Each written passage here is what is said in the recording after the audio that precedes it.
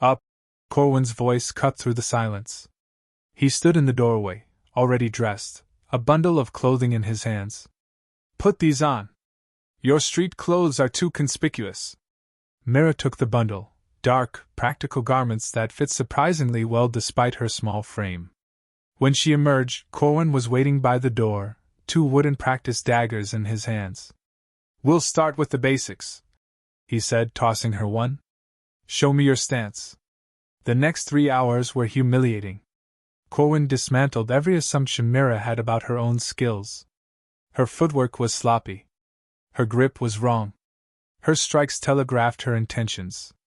Every time she thought she'd gotten it right, Corwin would tap her with his practice blade and shake his head. Again. Again. Again.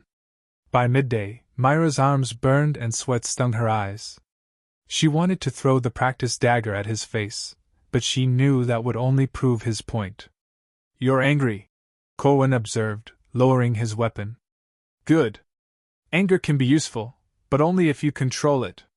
Right now, it controls you. I'm not angry, Mira lied. You're seething. I can see it in the way you're gripping that dagger. He gestured to her white-knuckled hand. Emotion will make you hesitate. If you hesitate in a life-or-death situation, you die. The words hit harder than any of his practice strikes. The velvet hand taught you to survive, Corwin continued. I'm going to teach you to be exceptional.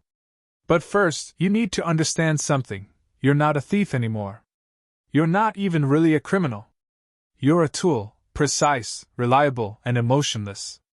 Can you be that? Mira met his gaze. In his eyes, she saw no warmth, no paternal affection. Just cold assessment. It hurt, somewhere deep inside where she'd buried all her other hurts. But it also clarified things. Yes, she said. Then let's continue. The weeks became months, and the months became years. Corwin's training was relentless. Every morning began before dawn with physical conditioning, running through the tannery district's twisting alleys, climbing walls, balancing on narrow ledges. Mira's small size, which had always been a disadvantage in direct confrontation, became an asset. She learned to move through spaces others couldn't, to strike from angles no one expected. The afternoons were dedicated to combat training. Corwin taught her to use her opponent's size and strength against them. Where to strike to incapacitate quickly. How to kill silently with a blade, a garrote, or bare hands. He was methodical and exacting, accepting nothing less than perfection. You'll never be stronger than your targets, he told her one afternoon as she struggled with a grappling technique. So you need to be faster, smarter, and more willing to do what they won't. Hesitation is death. Mercy is death. Emotion is death. He repeated that last phrase so often it became a mantra. Emotion will make you hesitate. If you hesitate in a life-or-death situation, you die. At first, Mira resented the coldness of it. But gradually she understood. Corwin wasn't trying to make her cruel, he was trying to make her survive. In their world, sentiment was a liability. The evenings were reserved for the subtler skills. Lockpicking, which Mira already knew, but Corwin refined her technique until she could open any lock in under 30 seconds.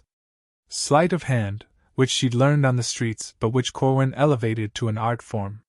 Disguise, observation, social manipulation. People see what they expect to see, Corwin explained as he taught her to alter her gait, her posture, her entire demeanor. A halfling is harmless, overlooked. Use that. Make them underestimate you, and they're already dead. But it was the lessons in reading people that Mira found most valuable. Everyone has tells, Corwin said. Fear, anger, greed, they all show themselves if you know where to look. A man who's afraid will protect his weak points. A woman who's angry will be reckless. Someone who's greedy will always take the bait. He taught her to identify those tells, and more importantly, to exploit them. To use tears when tears would work, seduction when seduction would open doors, rage when rage would create chaos. Mira learned to mirror emotions she no longer truly felt, wearing them like masks she could don and discard at will. It was during these lessons that Mira realized something had changed inside her. The girl who'd run through the meadow, who'd grieved her parents in the wreckage of the storm, that girl was gone. In her place was someone harder, colder. Someone who could look at a target and see not a person but a problem to be solved. She'd become exactly what Corwin was training her to be, a tool. And the worst part was, she didn't mind. 2 years into her training, Corwin gave Mira her first real contract. "There's a merchant in the market district," he said, sliding a piece of parchment across the table. "Name's Aldrich Venn. He's been shorting his partners on shipments and pocketing the difference. One of those partners wants him removed." Mira studied the parchment. A name, an address, a description. "When?" "Within the week. I'll observe, but I won't intervene. You succeed or fail on your own merit." Mira nodded.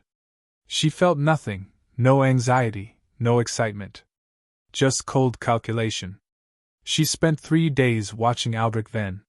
He was a creature of habit, left his home at the same time each morning, took the same route to his warehouse, returned each evening after dark.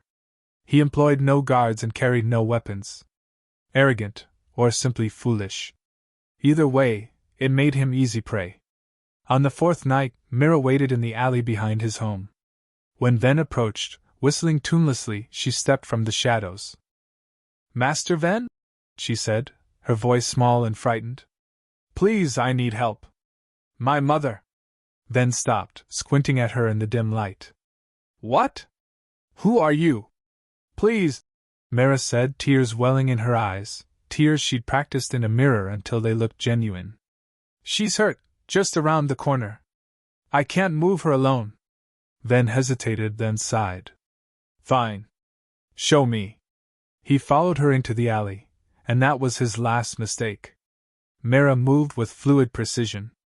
One hand clamped over his mouth while the other drove her blade up under his ribs, angled perfectly to pierce his heart. Venn's eyes went wide with shock, but he made no sound. He was dead before his body hit the ground. Mira cleaned her blade on his coat, checked to ensure no one had seen, and walked away. She felt nothing. No guilt, no satisfaction. Just the quiet knowledge that she'd completed the task. When she returned to Corwin's apartment, he was waiting. "Well?" he asked. "It's done." Corwin studied her for a long moment, then nodded. "Good. Tomorrow, we'll start working on multiple targets and time-sensitive eliminations." That was it. No praise, no acknowledgement. Just the next lesson. And Mira realized that was exactly how she wanted it.